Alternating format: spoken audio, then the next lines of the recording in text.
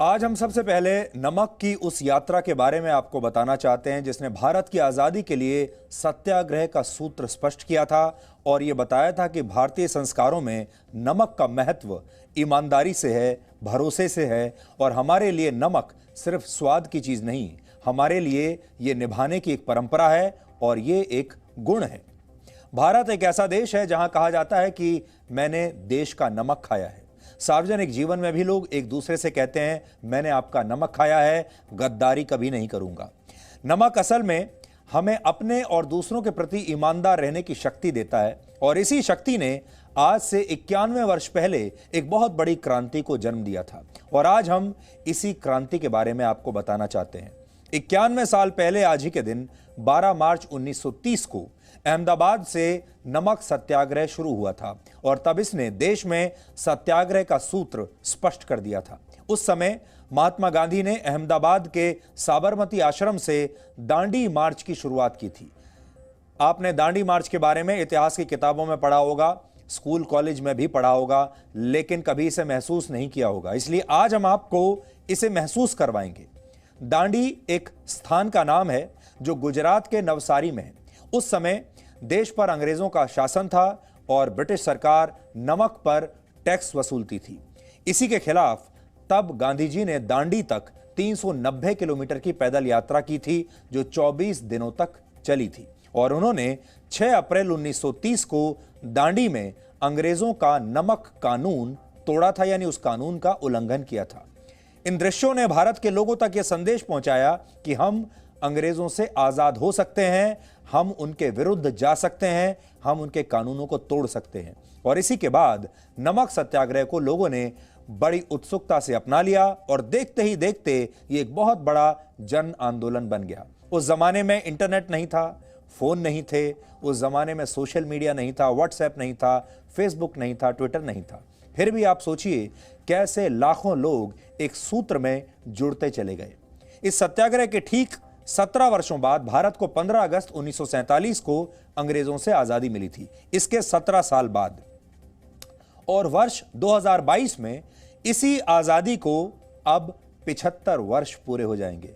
आज प्रधानमंत्री नरेंद्र मोदी ने इसे लेकर अमृत महोत्सव कार्यक्रम की शुरुआत की है, जो आपको अब यह याद दिलाएगी कि आपकी आजादी को 75 वर्ष पूरे होने वाले हैं।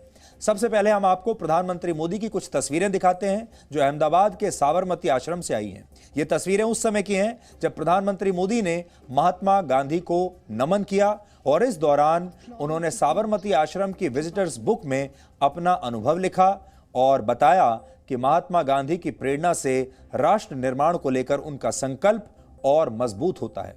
उन्होंने साबरमती आश्रम से दांडी तक जाने वाले 81 पदयात्रियों को हरी झंडी दिखाकर आज रवाना किया। और बड़ी बात यह है कि अमृत महोत्सव 15 अगस्त 2022 से 75 हफ्ते पहले आज शुरू हुआ है और ये 15 अगस्त 2023 तक चलेगा और इसके तहत देश के लोगों को यह बताया जाएगा कि भारत को अंग्रेजों से आजादी कैसे मिली थी और इस आजादी के अहम पड़ाव क्या थे, यानी इसके टर्निंग पॉइंट क्या थे। आज प्रधानमंत्री ने क्या कहा, सबसे पहले आप यही सुनिए। आज दांडी यात्रा की वर्षगांठ पर हम बापू की इस कर्मस्थली पर इतिहास बनते भी देख रहे हैं और इतिहास का हिस्सा भी बन रहे हैं। आज आजादी के अमृत महोत्सव का प्रारंभ हो रहा है, पहला दिन है। अमृत महोत्सव 15 अगस्त 2022 से 75 सप्ताह पूर्व आज प्रारंभ हुआ है और 15 अगस्त 2023 तक चलेगा। हमारे युवा, हमारे स्कॉलर्स ये जिम्मेदारी उठाएं कि वो हमारे स्वाधीनता सेनानियों के इतिहास लेखन में देश के प्रयासों को पूरा करेंगे। आजादी के आंदोलन में और उसके बाद हमारे समाज की जो उपलब्धियां रही है उन्हें दुनिया के सामने और प्रखरता से लाएंगे। मैं कला, साहित्य, नाट्य जगत, फिल्म जगत और डिजिटल एंटरटेनमेंट से जुड़े लोगों से भी आग्रह करूंगा, कितनी अद्वितीय कहानियां हमारे अतीत में बिखरी पड़ी है, इन्हें तलाशिए, इन्हें जीवंत कीजिए, आने वाली पीढ़ी के लिए तैयार कीजिए। तो आप सब के लिए बहुत जरूरी है कि आप हमारे संघर्षों को, आजादी के संघर्षों को बहुत अच्छी तरह से सबसे पहले तो जानें उनके बारे में, और फिर उसे महसूस करें, और फिर आप उस पर गर्व करें। क्योंकि जब तक आपको अपने इतिहास के बारे में पता नहीं होगा, अपने पूर्वजों के बारे में, उनके संघर्षों के बारे में पता नहीं होगा, उस पर आप गर्व नहीं करेंगे, तब तक आप अपने देश पर भी गर्व नहीं कर पाएंगे।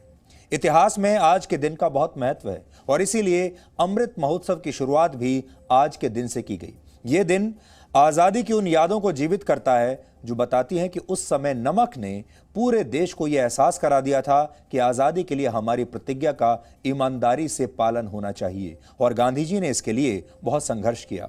आज जब इस संघर्ष को हमारे देश के बहुत सारे लोग भूलते जा रहे हैं, तब इसे याद करना और भी जरूरी है। ये बात वर्ष 1929 की है, जब लाहौर में कांग्रेस का अधिवेशन हुआ था और सविनय अवज्ञा आंदोलन शुरू करने का संकल्प लिया गया था।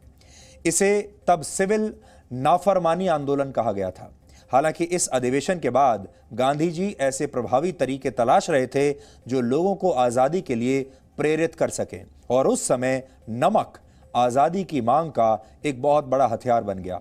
आज आपके लिए सोचने वाली बात यह है कि जब सोशल मीडिया नहीं था, ये टेक्नोलॉजी नहीं थी, एक नमक, एक चुटकी नमक ने कैसे पूरे देश को एक कर दिया था और जोश से भर दिया था। इन तस्वीरों को देखिए, बहुत पुरानी तस्वीरें हैं, लेकिन इनमें आपको एक जोश नजर आएगा, और यही है नमक की ताकत।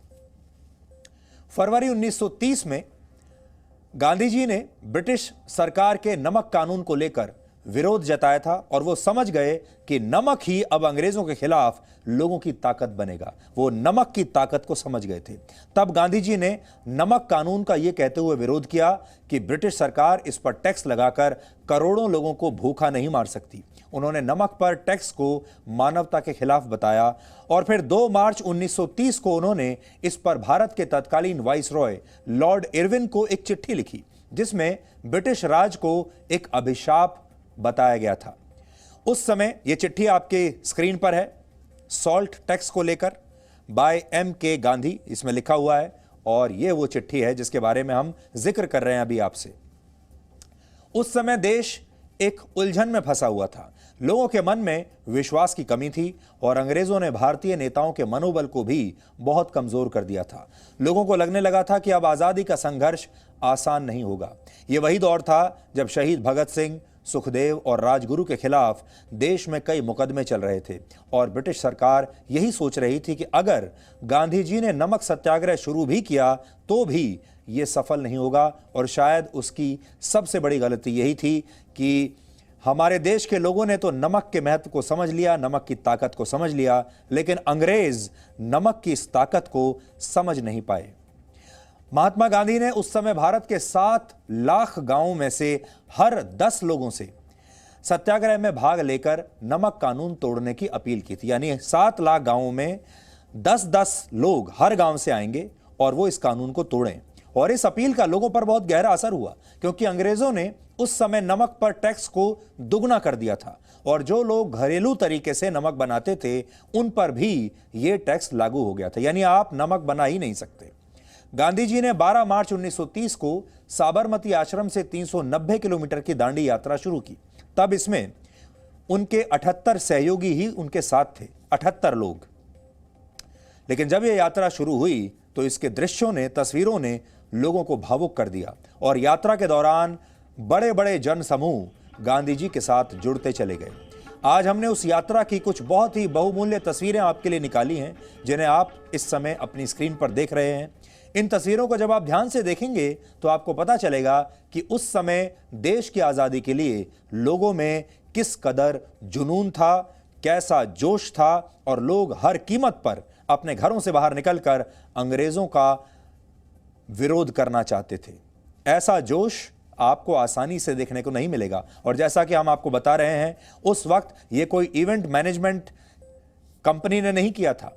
उस वक्त सोशल मीडिया पर अपील नहीं की गई थी। उस वक्त पैसा खर्च नहीं किया गया था इस पर। लोगों के दिल में जुनून था, इसलिए वो लोग इकट्ठा हुए। 390 किलोमीटर की यह पैदल यात्रा 24 दिनों तक चली और 6 अप्रैल 1930 को दांडी में गांधी जी ने अंग्रेजों का नमक कानून खुलेआम सबके सामने तोड़ा।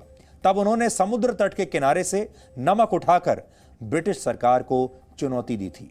ये तस्वीरें उस समय के अखबारों में पहले पन्ने पर छपी थीं। आज आप इन तस्वीरों को देखिए। ये तस्वीर अपने आप में बहुत शक्तिशाली तस्वीर है।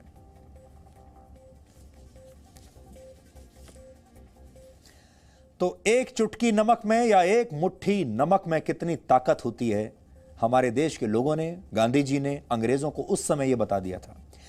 इसके बाद देश के कई हिस्सों में नमक कानून का विरोध शुरू हो गया। तमिलनाडु में इस आंदोलन का नेतृत्व चक्रवर्ती राजगोपालाचारी ने किया, जो आजाद भारत के गवर्नर जनरल भी बने थे।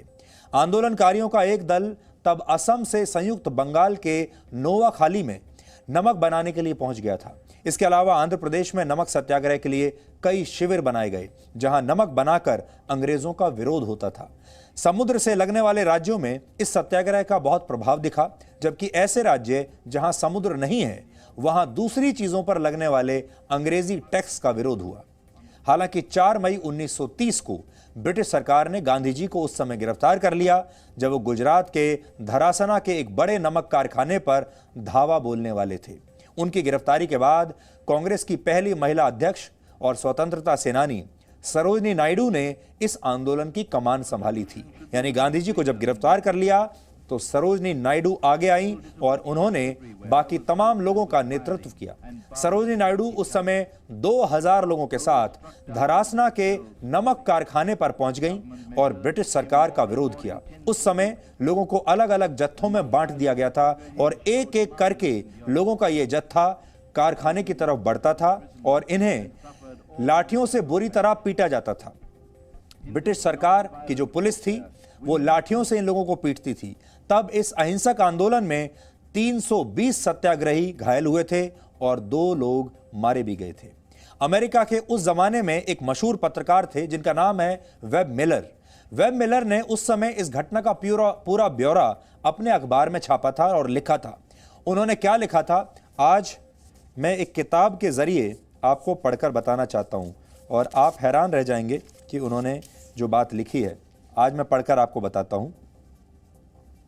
अमेरिकी पत्रकार मिलर ने इसका ब्यौरा दिया है और उनके ब्यौरे में भारतीय राष्ट्रवाद की खुशबू है, जिसे कई देशों तक उन्होंने पहुंचाया था ताकि सत्याग्रहों के शौर्य प्रदर्शन के विवरण लोगों को पता चल सके।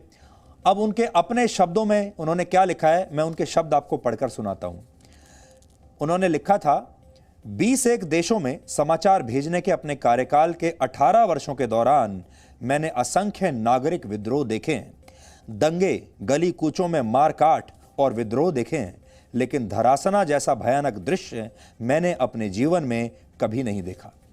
यानी धरासना में नमक की फैक्ट्री के बाहर जिस तरीके से लाठियों से उस समय प्रदर्शनकारियों को पीटा गया और प्रदर्शनकारी अहिंसक होकर पुलिस के सामने खड़े हो जाते थे और वो उनके सिर पर, ये तस्वीरें आप देखिए, ये उसी जमाने की तस्वीरें हैं।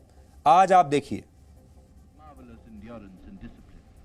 ब्रिटिश पुलिस कैसे लाठियों से पीट रही है आंदोलनकारियों को और सरोजनी नायडू उनका नेतृत्व कर रही हैं। आज आप देख सकते हैं और उस समय बहुत लोग घायल हुए थे। ये शब्द जो मैंने पढ़कर सुनाया आपको, ये उस समय अमेरिकी पत्रकार के थे। सोचिए, नमक की ताकत से ब्रिटिश सरकार उस समय कितना डर गई थी और कैसे उन्होंने निहत्थे आंदोलनकारियों पर इस तरह अत्याचार किए। और ये आंदोलनकारियों की आप बहादुरी देखिए, ये बहादुरी के साथ उनके सामने खड़े हो जाते थे, उन्हें कहते थे कि हमारे सिर पर लाठी मारो। और ब्रिटिश सरकार के जो ये पुलिस थी, ये सिर पर लाठी भी मारते थे, उन्हें घायल करते थे, फिर घायलों को अलग से ले जाया जाता था, फिर उसके बाद नया जत्था आता था और वो कहता था कि अब आप हमें मारिए।